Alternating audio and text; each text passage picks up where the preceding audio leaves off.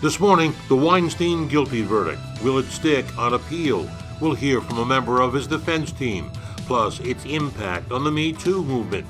I'll be joined by a champion of women's rights, the local president of the National Organization for Women. And we'll have an update on the crisis in public housing. Washington's latest budget cuts could cripple fixes at NYCHA houses.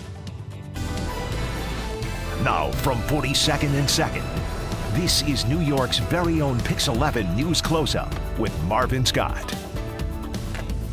Good morning.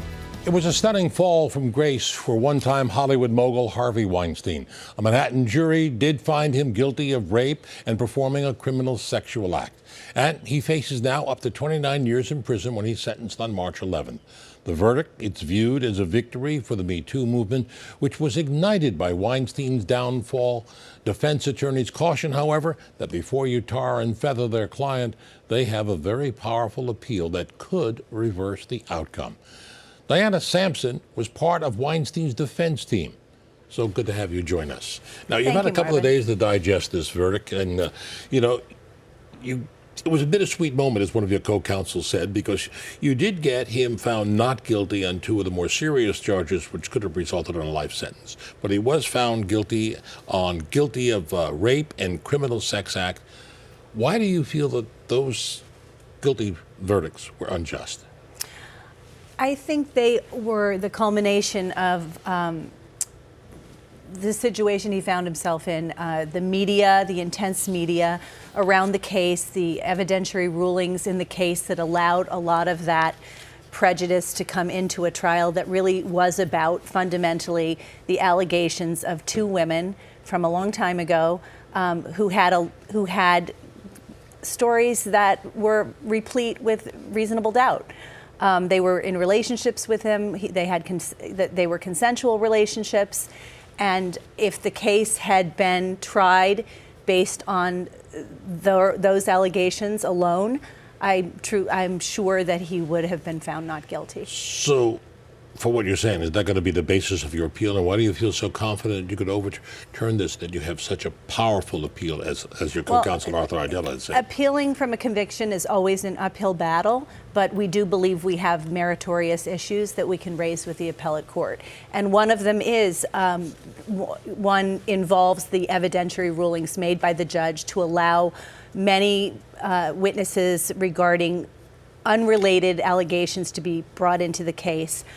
I think what happened is, and I mentioned two women, but actually we all know that Annabella Shora was a part of this case as well, and her allegation dated back some 30 years. All of this put pressure on a jury to ultimately come down with a verdict that I think was a kind of, mitigation of all the unjust evidence that was part of the case. Now, why did the prosecution have 28 witnesses and you only had 7 or 9? Well, the prosecution has the burden to prove a case. A defendant never has to put on any witnesses. So there's no burden on a defendant to prove that he's not guilty of a crime. But add to that the fact that these allegations were so old that and that it's difficult to prove a negative. Much less to find witnesses from that period of time that can actually remember things about the events that can impeach the credibility of the people's witnesses. That all those things were made very difficult by the fact that these claims were so stale. I mean, even with Annabella Shore, for instance, we couldn't track down the doorman in the building that she claims this incident occurred in. Now, the cornerstone of the prosecution case were the two witnesses, Jessica Mann and Minnie Halle, and the two guilty verdicts were based on their testimony. And these two on the stand talked about having relationships with Weinstein. One of them said she wrote a letter to him, "I love you and I will continue to love you." Explain that. Can you? I can't. I think the relationships were complex. Their memories have faded. They've been buoyed by a sense that they want to support a movement. Mimi actually said to the prosecutor, when she went in to make her allegations, that she wanted to help in any way she can. So I think, how do you explain it? I think we don't have to explain it, but what we can say is, and I see it on your face, it creates reasonable doubt about what actually occurred in these incidents that the verdict is based on. Juror number 11 was writing a novel about older predator men. How did that juror ever get on the jury panel? We made a challenge for cause to have her removed. The judge denied our request. We asked to have her removed again when certain media activity was reported to us, and he declined our request again. Now, she apparently has written a book. We haven't seen the book, but the reviews about the book do indicate that it's about predatory older men and their relationships with younger women. All these elements part of your appeal, which doesn't get filed until after the sentencing on March 11th, exactly. Correct? What are the chances of bail for him? I think it will be tough to get bail. I mean, we're still looking into that, but there is this added difficulty of a felony complaint in California, and the possibility that if we were to be able to get bail here, which we would have to request from the appellate division, he might then end up in California in custody. As of this taping, Harvey Weinstein is still in Bellevue Hospital, in the hospital in the ward there. How is he doing? I think he's doing as well as can be expected. I think he's obviously very disappointed. He's innocent, and he's shocked. That I think it's very surreal for him. He believed that he was going to be vindicated. We felt good about the way, these women were cross-examined and the inconsistencies that came out at trial. So I think he's coming to terms, but he knows we still have some avenues that we still want to. Okay, a lot more in this case we're going to hear in the months ahead. And sentencing on March 11th, Diana Sampson, a part of the Harvey Weinstein defense team. Thank you so much for joining us. Thank you so much for having me. We're going to take a break. When we come back, I'll be joined by one of the leading activists for women's rights, who will discuss the impact of the Weinstein verdict on the MeToo movement. We'll be right back.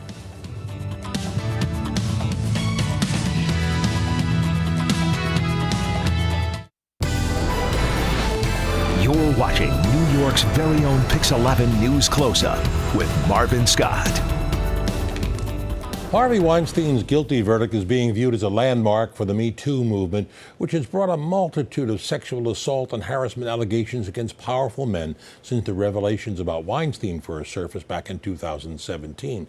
I'm pleased to be joined now by Sonia Osorio. She is the president of the New York State chapter of NOW, the National Organization for Women. Thanks for coming in. Now, DA Cy Vance, after the verdict came in, he said, let me give you the actual quote, he said that the verdict changed the course of history in the fight against sexual violence. What do you see as the impact of this verdict? That is part of the impact. The impact is that, Harvey Weinstein, as a defendant, will be gone at some point. This case will be completely over, whether it's here or Los Angeles or any other city. But the impact is the awareness that it creates. The impact is the changes in law, the changes in corporate policies, and the deterrence effect that it has the potential to have. Do you see this case as somewhat of a benchmark going forward in women's rights? I don't think there's any one case that can be a referendum on women's rights per se. I mean, clearly this was a super high profile case, so it has the potential to really create the awareness, galvanize people to change laws here in New York. I mean, in just the last couple of years, we have been doing that. We extended the statute of limitations on rape in the second and third degree. We are now working on a piece of legislation with Governor Cuomo to make cases that involve extreme intoxication easier to prosecute.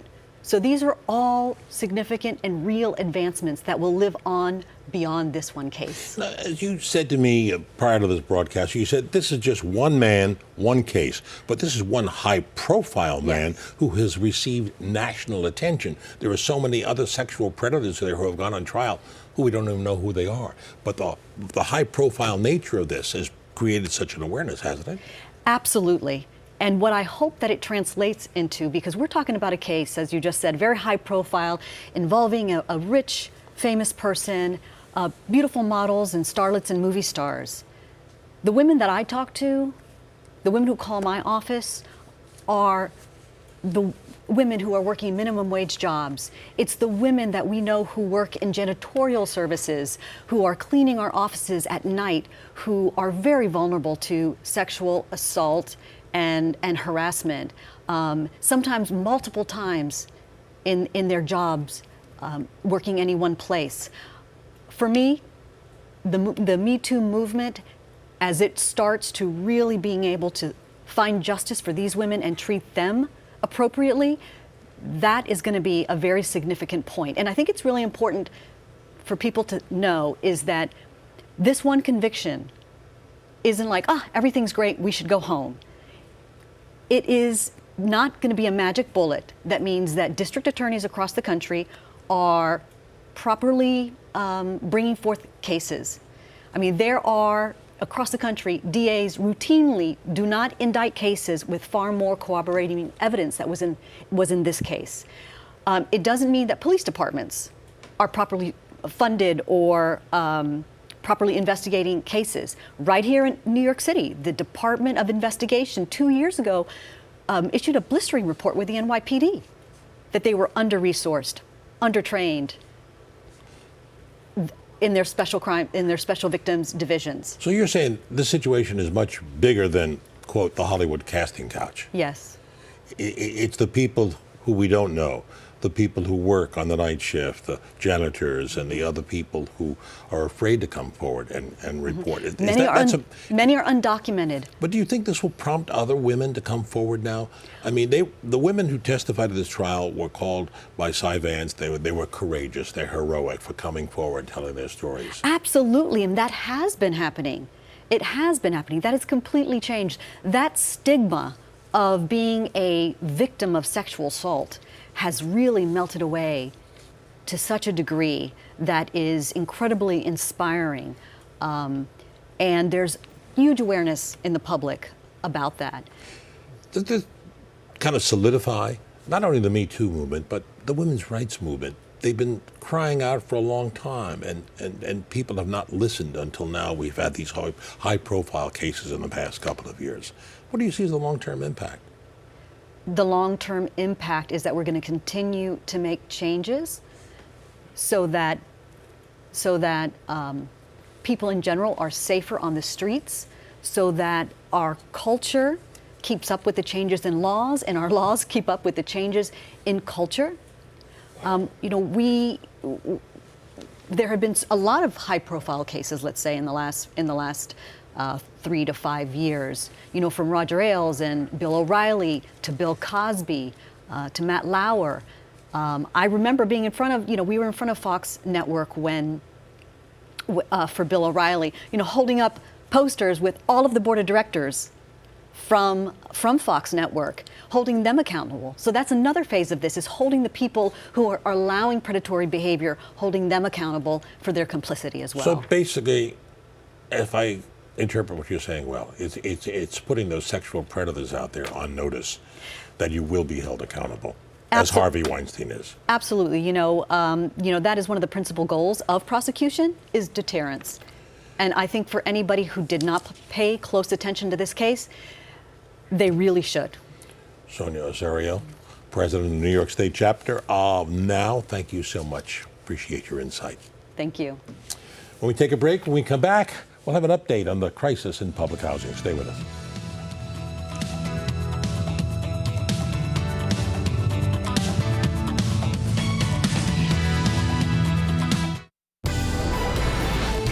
You're watching New York's very own PIX11 News Closeup with Marvin Scott. The ongoing crisis in the city's public housing The beleaguered NYCHA development suffering yet another blow this past week when the Trump administration announced budget cuts that could cripple crucial building upgrades and strip NYCHA of $500 million in funds. Now, that news coming as NYCHA residents were filing a class action suit accusing the agency of severe neglect in creating substandard living conditions. Now, joining me now is my colleague Monica Morales, who makes it happen and whose remarkable reporting has been credited with gaining necessary action for thousands of helpless tenants. Carmen Quinones is tenant president of Douglas Houses, and Cynthia Tibbs is president of Brownstone's Tenant Association. Good for you to come in. Thank you. Now, NYCHA needs $32 billion to make all the necessary cuts. What will be the impact of the proposed president's budget for 2021 of cutting $500 million from the housing budget? Well, hopefully it doesn't happen. I'm hoping that it's another negotiation between politics, as we know how politics is. It would be devastating if that happened. I mean, right now, as you know, people are living horribly. Nothing has really changed.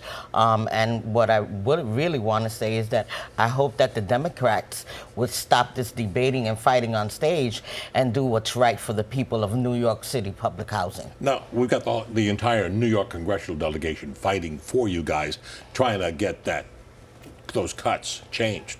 Yeah, catastrophic is the word that so many people use when they think about cutting already buildings and infrastructure that's already falling apart. But we did see this last year, and they did come up with the funding, and we did talk to the HUD regional director, Lynn Patton, and she says, she's busy working on making things happen. So she says again, stop the political posturing. But again, these are people's lives. 400,000, the Federal Monitor says 600,000 people live in public housing. So a lot of families want the money and want an upgrade too, immediately. Definitely. This would result in a 10% cut in annual operating funds. It would have fewer maintenance workers. Yeah. We already don't have maintenance workers. We're working with skeleton offices right now, management. We just got a new manager now. We're at Douglas Houses. We barely have caretakers, and like I said, I think it's a conspiracy to make sure that they can privatize, keep privatizing these developments. When actually we're trying now to do a coalition because we can become resident management. We can own our own, and that's what we need to do. Let me get more into privatization in a moment. Let's talk more about these proposed budget cuts of $565 million. That is a massive cut. You need $32 billion over the next several years to do all these fixes. Yeah. You still have the lead paint problem. You have the mold problem. Is all that going to stop the remediation of all that? It's basically already stopped. It is slowed down to a snail's crawl. NYCHA is not doing what they're supposed to do regarding lead. And with privatization, you can't turn the buildings over unless you start remediating all the lead. So it's a strong arm tactic they're using with tenants now. Is push and shove, let us in, let us hurry up and do what we need to do, or we're just going to make your life miserable until you leave, or we'll find a way to evict you. Now, beyond these initial cuts, it would also end these housing vouchers for some 9,700 tenants who are, the taxpayers are subsidizing them for living in other locations other than the NYCHA homes. That's right. And we're in a housing crisis now. So can you imagine? Can you just imagine what that would look like? And I think, again, we need to go back into resident management. We need to look at that because in our 964 regulations, it states that we can own. And I think we need to do that. And that is why I am doing a town hall meeting so we can educate our residents. March 27th at New Mont Zion, 171 West of 4th Street. March 27th at 6 p.m.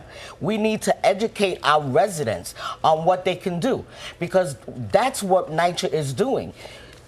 It has not educated the people on their rights. And so they're going in and privatizing and doing whatever they want simply because a lot of our residents don't know their rights. So our civil rights are being violated right now.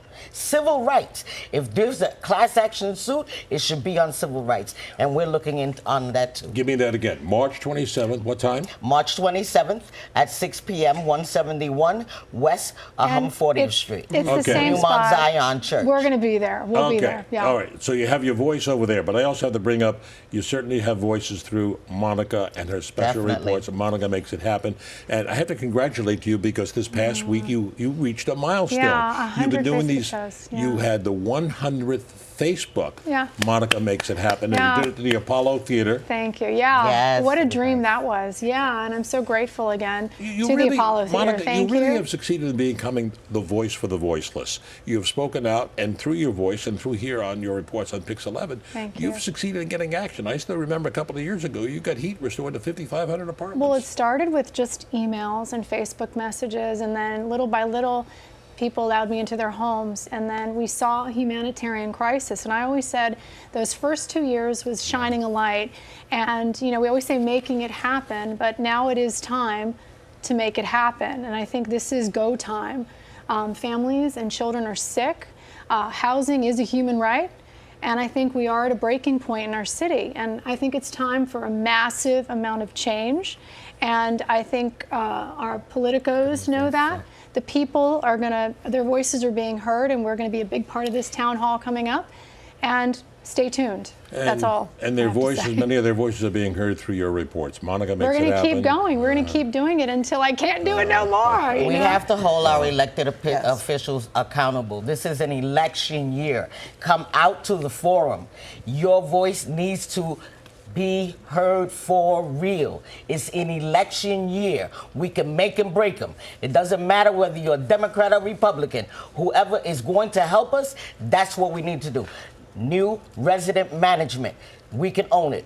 Come on out. And listen to that strong voice of Carmen Quinones. They're going to talk about this class action suit that you filed this week. This has been threatened for a long time. You finally made it happen in state Supreme Court, correct? It's actually the Red Hook houses, and it's 3 tenants at the Red Hook house. We've been there so many times, crumbling infrastructure, and the lawyers, who are Manhattan lawyers, say that it's going to be hundreds of millions of dollars. We're not surprised by that number, but that's what they're alleging, and they are going to be filing for the class action status. So we'll see. We're going to be watching that quite closely, but it's all encompassing. We've done class actions before. We've done lawsuits in federal, state, and we've been in court so many times covering this for mold and for lead. But this is for everything. Now you're accusing NYCHA of severe neglect and creating substandard living conditions, which we've been Absolutely. Absolutely. People, even as now, what they're doing is, again, we need more caretakers, maintenance workers, and what they're doing is they're changing the rules. Almost every development now needs help. And that's what they're doing. In other words, what they're doing, they want us to deteriorate so they can come with the privatization. But what they don't know is we are going to educate our residents on March 27th about their rights. Because we have the right to own, and again, resident management. Now, your new executive director, Greg Russ, he's been lobbying for privatization, correct, Cynthia? He's the czar of privatization. That's all he knows. That's all he does. And he has actually taken it upon himself, since the mayor gave him his magnificent paycheck, to change the rules of the RAD handbook without discussing it with the roundtable. So privatization isn't the magic bullet? Federal takeover is not the magic bullet? It's the magic bullet to push out tenants without the city being involved. The city is washing their hands of us. So when you make us private, you take away automatically the caretakers, you take away our status on the NYCHA side, where it shows how many outages they are. They no longer appear on NYCHA's side. So it looks like NYCHA's doing a great job when actually they're not reporting what's happening to the private buildings, because we're no longer considered NYCHA. Yeah, and the city says it's the only way to do it in such a quick fashion. But we have Nydia Velasquez, who is now, has a bill out saying keep public housing public and have President Trump write the check. And we're waiting to see what happens with that. Thank you. Stay tuned. So much to talk about. Thank you. Cynthia, Yeah. Carmen, Monica, and Monica makes it happen. Continue to watch our reports on the PIX11 News. Thanks, Marvin. Thank And you Thanks for for all your having help. us. Congratulations Thank on your 100th Facebook. Thank you. Keep on doing it. Marvin, you. thank you. And that'll do it for our broadcast today. Thanks so much for joining us. Enjoy the rest of your Sunday, everyone.